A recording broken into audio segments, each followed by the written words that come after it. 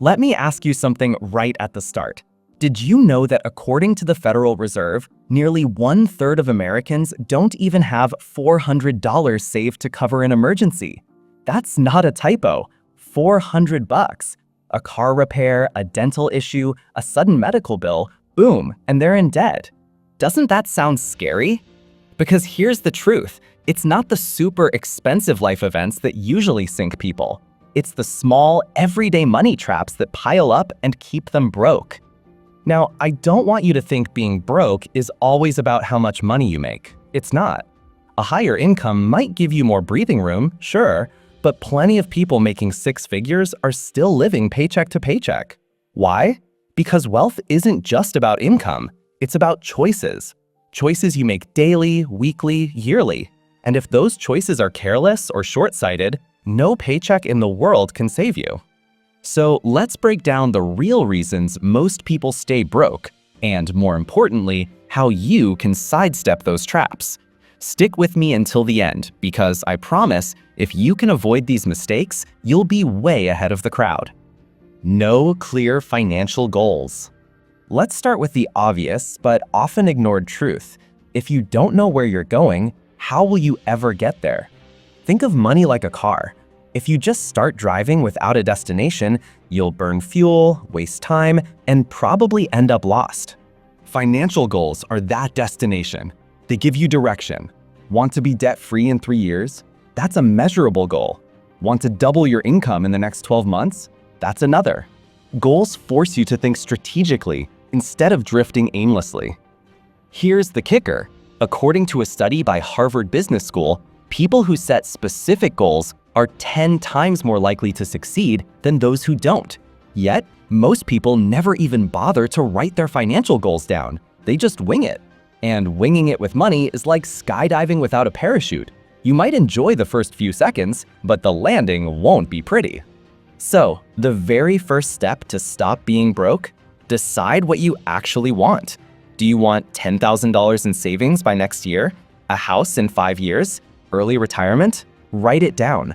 Without goals, you're just reacting to life instead of controlling it. No emergency fund. Here's another truth bomb. Life doesn't care about your plans. It'll throw surprises your way whether you're ready or not. Flat tire, job loss, health scare, and if you don't have a financial cushion, you're forced into debt. Remember that Federal Reserve stat? 1/3 of people can't cover a $400 emergency. And according to AAA, the average car repair runs $500 to $600. That means for many people, one breakdown sends them straight to a credit card company that charges 20% interest or more. This is why an emergency fund isn't optional. It's your safety net. Even a small one can prevent a financial spiral. Start with $500, then $1,000. Eventually, aim for 3 to 6 months of living expenses. Think of it as your financial fire extinguisher. It might sit quietly in the corner most of the time, but the day you need it, you'll be grateful it's there. No budget. Here's a question. Have you ever gotten paid, spent money here and there, and suddenly realized you're broke again, but you can't even remember where it all went? That's life without a budget.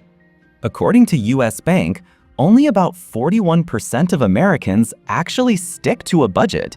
And honestly, that's shocking, because without tracking your money, you're basically playing financial hide and seek in the dark.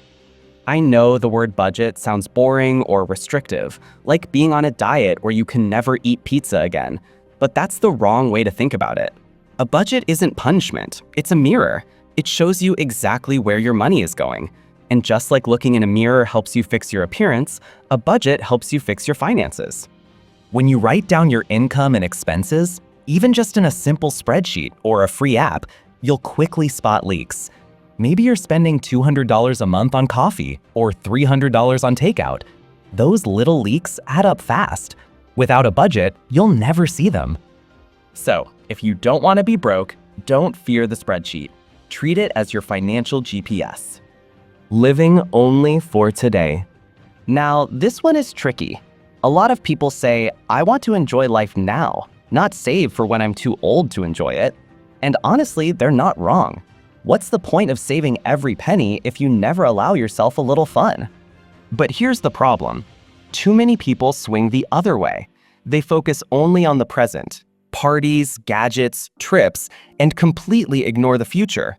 That's like eating dessert for every meal because it tastes good now, but then being shocked when your health collapses. The trick is balance. Enjoy today, yes, but also respect your future self. Because guess what? Your future self will thank you for the investments you make now. You don't have to choose between fun and financial security. You just need moderation. Maybe skip that third Uber Eats order this week and throw the money into your retirement account instead. It's not about giving up joy. It's about creating smarter joy. Expensive habits. Here's where things really start to hurt. Everyone knows about luxury habits, mansions, yachts, champagne, but what about the small, sneaky expensive habits that keep ordinary people broke? Take smoking, for example. One pack a day at $7 adds up to over $200 a month. That's $2,400 a year literally going up in smoke. And if you invested that same $200 a month with a modest 7% return, in 20 years, you'd have nearly $100,000. Think about that. The choice between cigarettes now or 6 figures later. Or consider eating out. Grabbing dinner out once in a while is fine, but when once in a while becomes 4 nights a week, you're bleeding cash. A $50 meal out might not seem like much, but 4 times a week? That's $800 a month, nearly $10,000 a year. And yet many of those same people claim they don't have enough money to invest. Habits matter. They don't just nibble at your wallet, they swallow it whole. Bad debt. Now let's talk about the elephant in the room, debt. Not all debt is bad. Some can be useful, like a mortgage on a rental property that earns income. That's good debt. But what most people have, it's bad debt. Bad debt is borrowing money for things that lose value. Cars, clothes, vacations, gadgets. The moment you drive that shiny new car off the lot, it drops thousands in value. Meanwhile, you're still paying interest on the loan. It's like pouring water into a bucket with holes. Worse, debt tricks people into buying things they can't afford. You can't pay cash for the new iPhone? No problem, just finance it. Except now you're paying interest on something that's outdated in 2 years.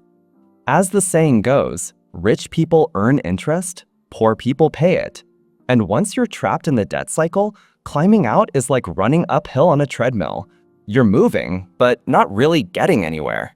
Spending to impress others. Let's be brutally honest here. How many times have you bought something not because you needed it, but because you wanted to look good in front of others? Maybe it was clothes, a car, or the latest gadget. Dave Ramsey put it best. We buy things we don't need with money we don't have to impress people we don't like. Harsh, but true. The truth is, trying to look rich will keep you broke. That little ego boost you get when people notice your new purchase fades in days, but the credit card bill lasts for months or years. You don't need to prove anything to anyone. Financial security is way cooler than any designer label.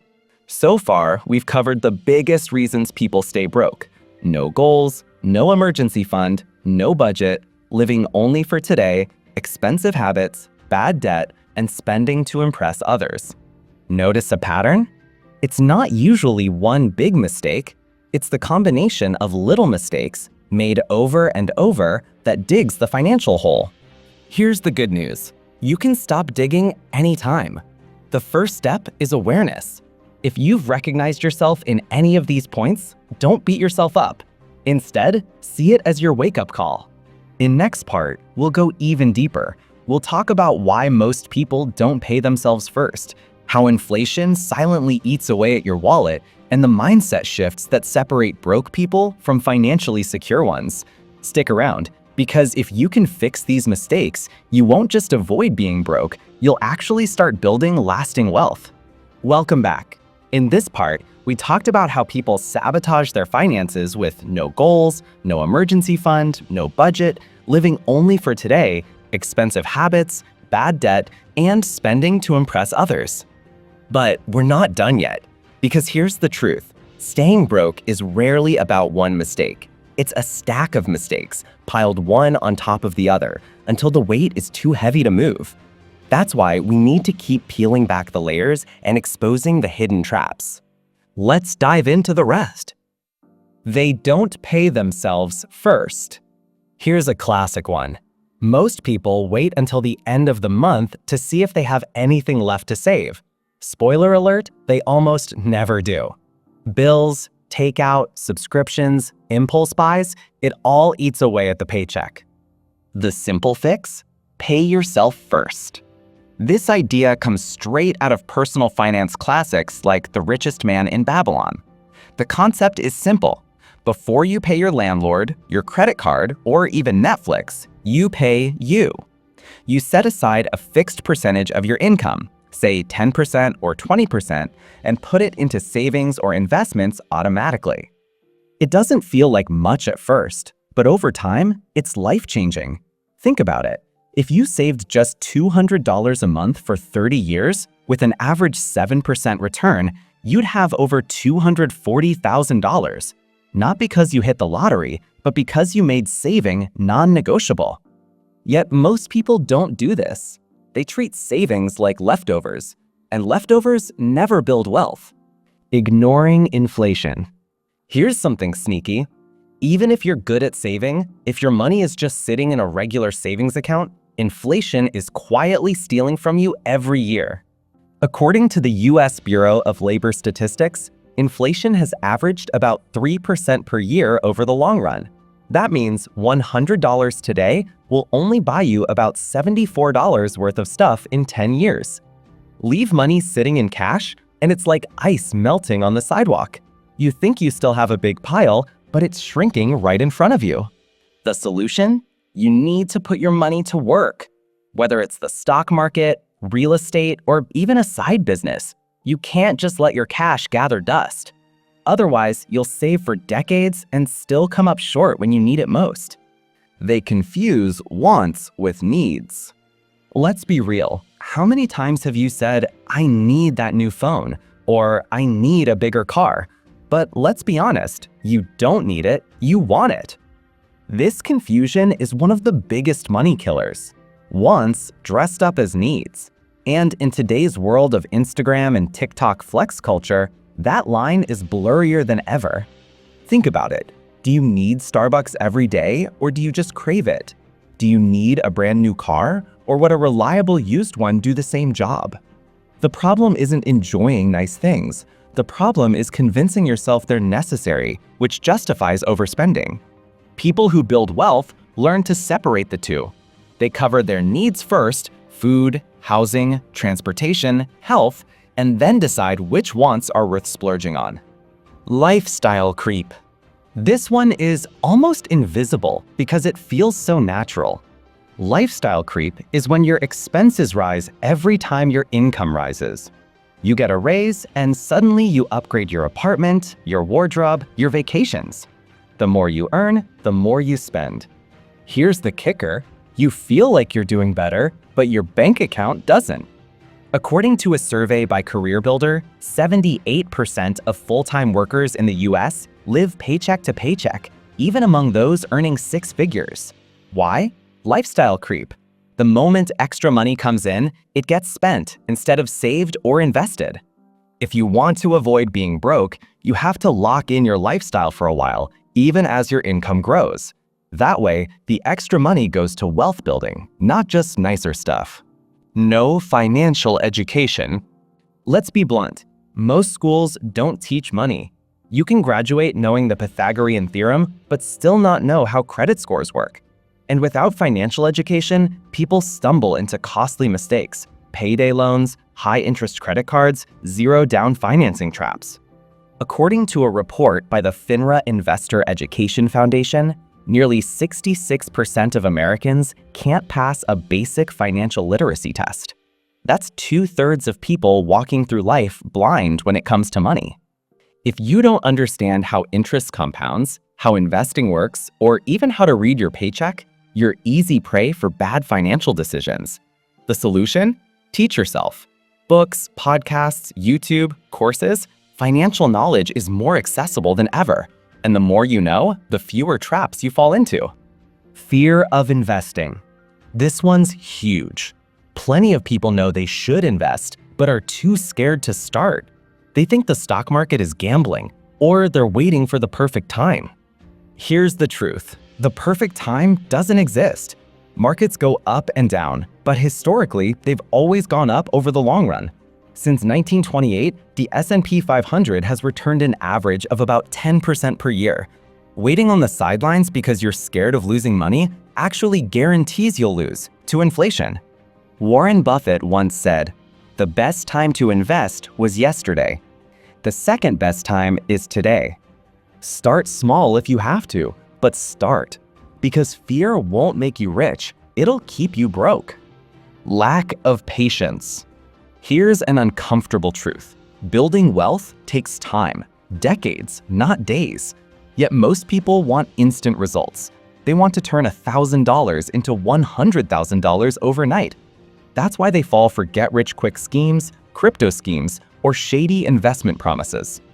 But wealth is boring. It's consistent saving, investing, and compounding over years. Albert Einstein allegedly called compound interest the eighth wonder of the world. Why? Because it's slow at first, then explosive later. But you need patience, and patience is rare in a world where everything is instant: food, streaming, shopping. If you can stick with the boring, slow path while others chase shiny objects, you'll end up way ahead. Lack of accountability. Here's one people rarely talk about. Many stay broke because they refuse to hold themselves accountable. They blame the government, their employer, their upbringing, or even the economy.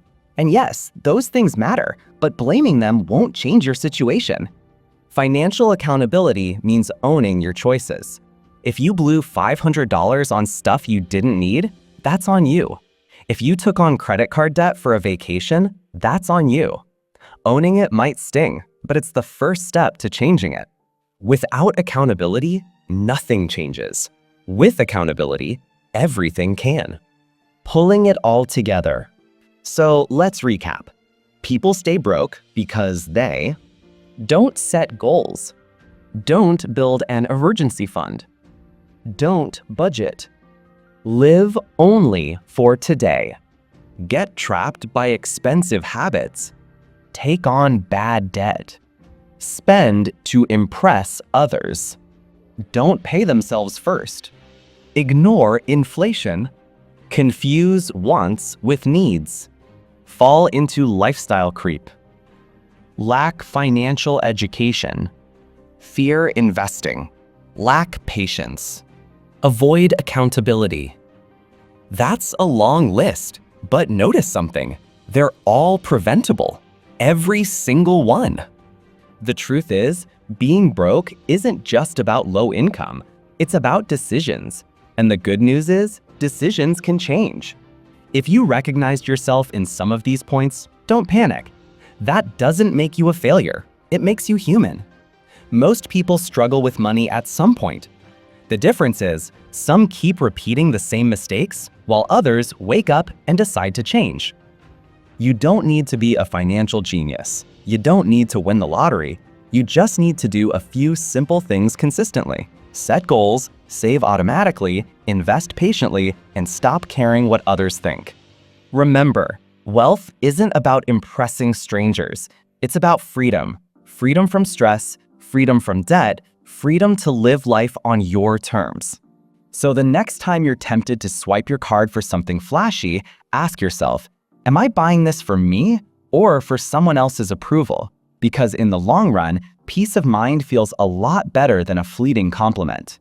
The choice is yours. Stay broke or start building.